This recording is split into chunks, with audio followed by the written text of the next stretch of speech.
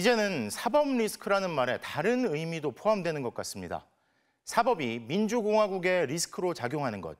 그게 지금 이 시대에 진짜 리스크라고 느끼는 이들이 많기 때문입니다. 우리가 법치를 지키려는 이유는 시민들의 뜻이 모여 만들어진 법의 지배를 받기 위해서지 일부 법조인들의 지배를 받기 위해서가 아닙니다. 목요일 뉴스데스크 마칩니다. 시청해주신 여러분 고맙습니다. 6월 3일 대선이 어떻게 가능했습니까? 그 원동력은 비상계엄 이후 비겁하게 행동했던 소위 엘리트들이 아니라 독재 시대로 돌아가려던 자들을 막아낸 용기 있는 시민들과 민주주의 회복을 열망하는 평범한 사람들에게서 나왔습니다. 그런데 그렇게 어렵게 마련한 국민들의 시간에 권력자와 총든 군인들 앞에선 입을 다문 채 가만히 있던 그 소수의 엘리트란 이들이 전면 개입하고 있습니다. 이 모든 걸 사람들이 모르지 않습니다. 그리고 지금은 국민의 시간입니다. 금요일 뉴스데스크 마칩니다. 시청해주신 여러분 고맙습니다. 초고속이다. 전례가 없다. 이례적이다. 대선을 목전에 두고 통상적인 관례를 벗어난 대법원 판결에 대해 언론 보도에서 공통적으로 언급된 표현들입니다. 대법원을 향한 현직 판사의 글로 오늘 뉴스를 마치고자 합니다. 이례성이라는 것은 통상적인 절차와 관례를 벗어난 돌출적인 사건의 진행을 의미하고 어떠한 의도가 개입하였다는 의심을 살 수 있는 개념이다. 국민을 이기는 권력은 세상 어디에도 없다. 토요일 뉴스데스크 마칩니다. 여러분 고맙습니다.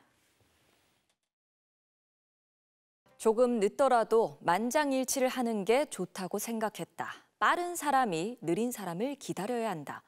역대 최장기간 심리 끝에 대통령을 파면한 문영배 전 헌법재판소장 권한대행의 말인데요.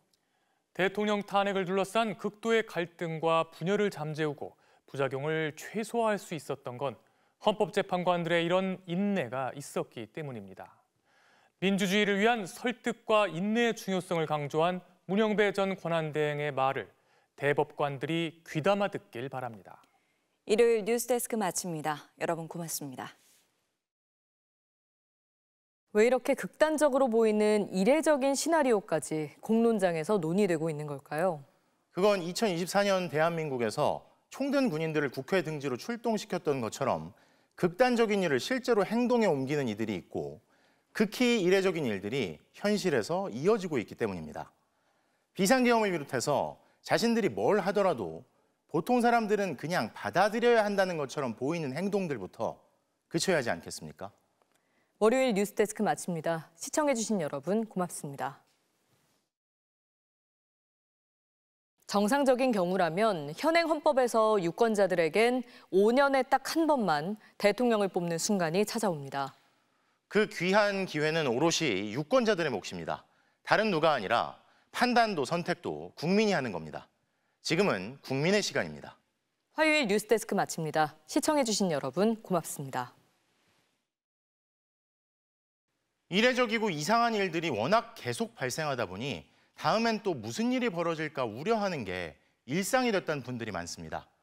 결국 또 국민이 바로잡겠지만 그래도 더 이상 국민의 시간이 방해받아서는 안 됩니다.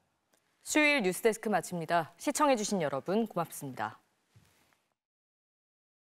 국민의힘이 후보 등록 마감을 하루 앞두고 심야에 전격적으로 공식 대선 후보 교체에 들어가면서 절차의 민주성과 공정성 등을 놓고 논란이 커지고 있습니다.